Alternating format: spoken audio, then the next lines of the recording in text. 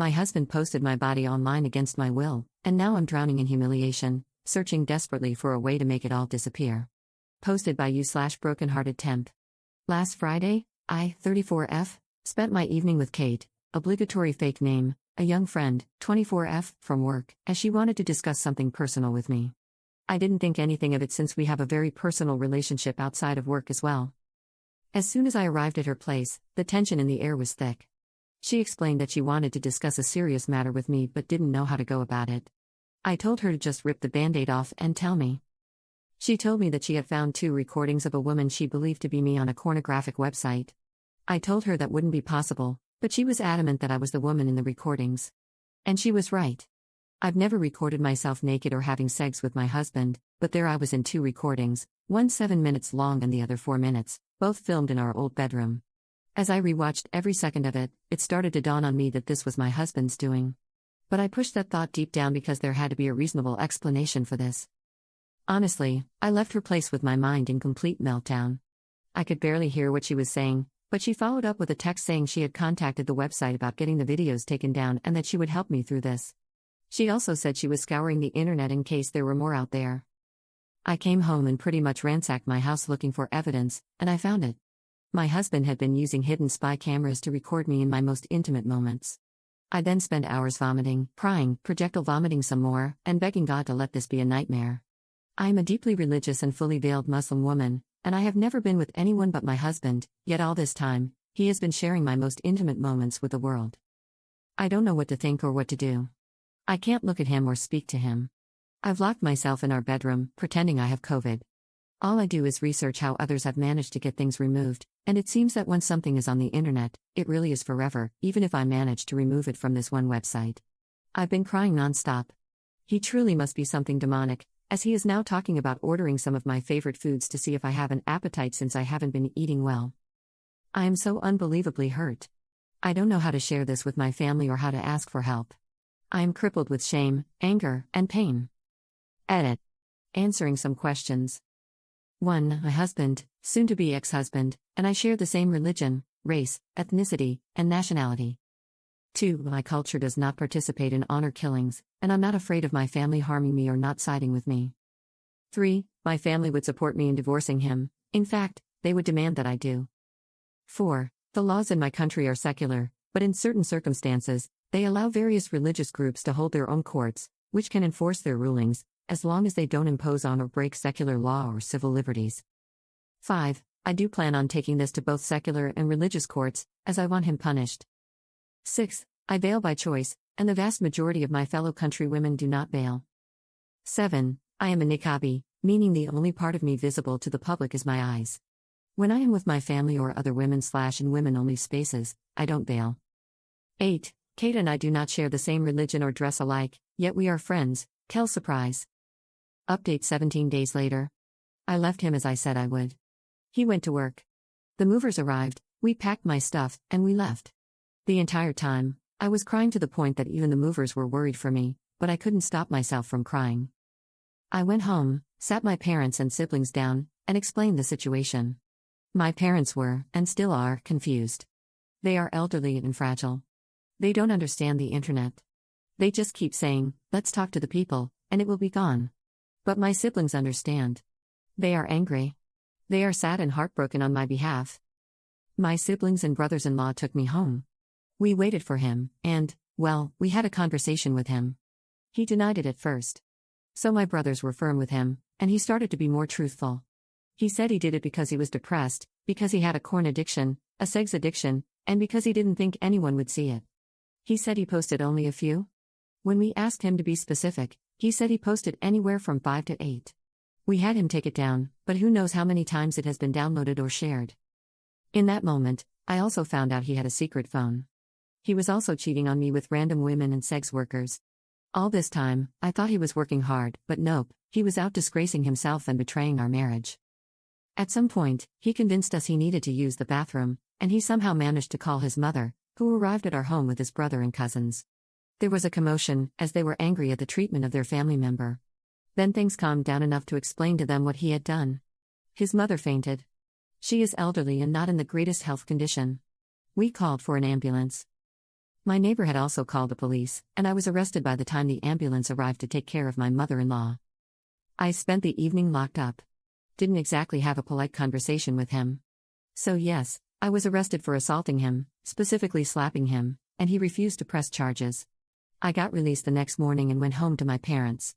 Cried some more because my parents kept crying. A few days later, I spoke to some lawyers my sister had contacted, as they had experience with non-consensual material being posted online. They had been handling things with the police, as I did press charges, and they are dealing with the websites. I have also started the process of divorce. I went to the clinic and got tested, and luckily, he didn't give me anything, so far, but I have another test scheduled just to make sure. I have spoken to his mother, and she apologized to me, even though it's not her fault. She told me that she understood why I want him punished. She asked that I let it stay in the hands of the law rather than hurt him or have him hurt. He's in hiding, but he still calls and texts me from random numbers. He still lies and tries to manipulate me. I've just been documenting everything he says and texts to me. Oh, at this point, everyone knows. I mean everyone, even little kids.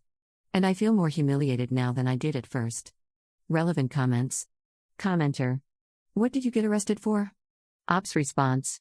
Didn't exactly have a polite conversation with him. So yes, I was arrested for assaulting him, specifically for slapping him, but he refused to press charges, and the police weren't too interested in taking things further. Commenter 2. Brushes over the assault of another person. Two wrongs don't make a right. Sorry for op, but assault means I can't take your side anymore. Before that, I was thinking, damn, this is so terrible, I have the utmost sympathy for op/you. But then, to assault someone to the point of being arrested, sounds like a bad bunch of apples. Your ex is a piece of crap, but he isn't going to press charges for a massive mistake you clearly made. Maybe you could have been the bigger person instead of dragging yourself down like that. Sorry if I irritate you, I'm just calling it as I see it. Two wrongs don't make a right, and that is a hugely valuable lesson to learn in life. You came here and shared the story, and since I'm here, I'm allowed to comment on it as I see fit. Ops response. No, I don't accept this. One does not get to victimize me without me retaliating in some manner. Me slapping him does not rise to the same level as what he did to me. Nor do I care about being the bigger person or the whole two wrongs don't make a right. I wasn't trying to be right. I don't believe in or agree with that idea. I try to meet people where they are. Of course, you are free to your judgment, your opinions, and your comments since this is a public forum. Second update 3 months later. This man has destroyed everything I have worked for and has completely shattered the little sense of stability and safety I had left. I had to resign from my job, a job that I loved. Jobs don't come easily for me because of the way I look. I can't work there anymore because I am considered a potential danger to the children and staff, as perverted men have started harassing me at work. I work with vulnerable children, and some mothers who have heard about me have started refusing to let me work with their children. Some don't want me involved with their child because their husbands can't stop being inappropriate. Fathers have leered at me or made lewd comments, and one even offered me money to sleep with him. Men have catcalled me more frequently than ever before. Men stare at me. A man followed me from my dentist's office and groped me on the street. Random men call my phone, my family home, and my office to verbally abuse me because my husband has posted my address, personal and work emails, phone numbers, workplace address, and every other bit of my personal information online. It feels as if the eyes and judgment of the entire world are on me. Yes, the vast majority of people are sympathetic, kind, and supportive. Many have reached out, from old classmates to former colleagues, neighbors, members of my religious community, family friends, his family, and many more who have expressed solidarity and kindness.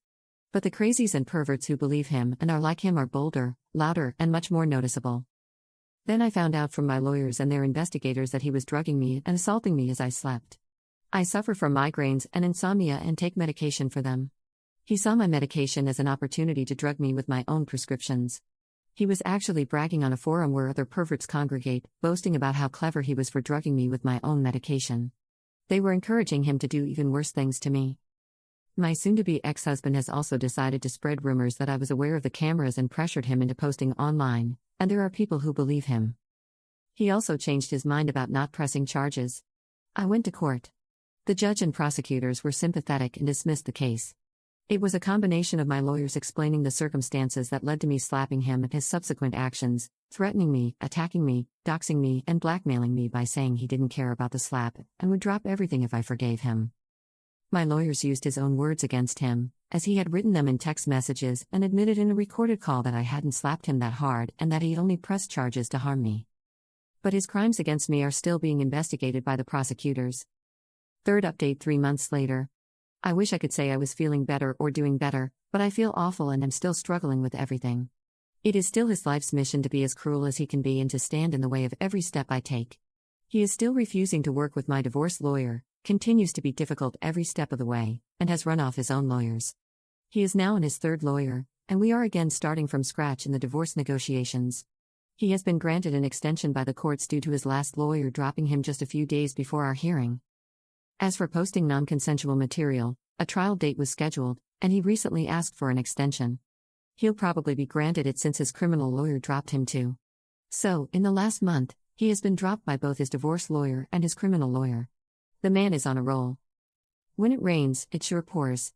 My father passed a little over a month ago, and my mother is now in hospice care as she prepares to return to God.